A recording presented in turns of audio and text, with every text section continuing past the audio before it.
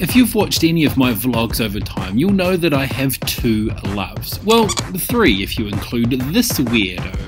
I'm blessed to live in Melbourne, a city with a huge food culture and almost any kind of food that you can think of.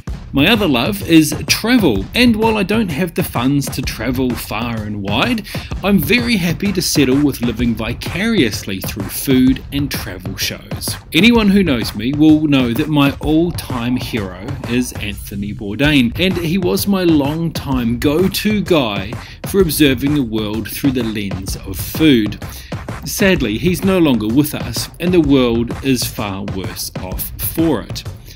But I do have someone who is helping to fill the Bourdain-shaped hole left behind, albeit in a very different style. This man is Phil Rosenthal, host of the fantastic Somebody Feed Phil on Netflix.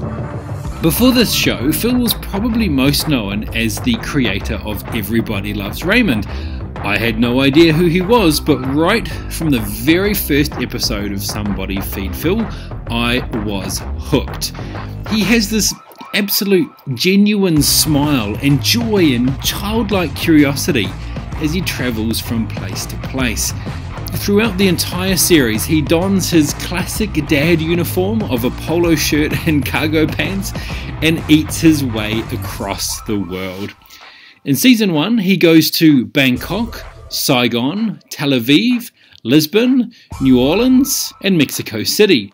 And in Season 2, he heads to Venice, Dublin, Buenos Aires, Copenhagen, Cape Town, and finishes up in New York City.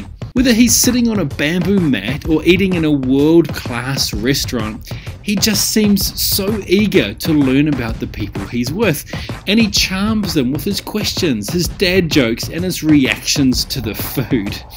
The first iteration of the show was a one-season run called I'll Have What Phil's Having on regular TV on PBS. The Netflix version carries on in the same style and, in a nutshell, is good, wholesome TV. Or, to reiterate a commenter on Netflix, Phil is just a guy who loves food and wants to share his love with others. It's a great show with no pretension. There are 2 seasons on Netflix now, and it made a great accompaniment to our Sunday evenings through the winter. I'm sure you will find it to be just as enjoyable as we did.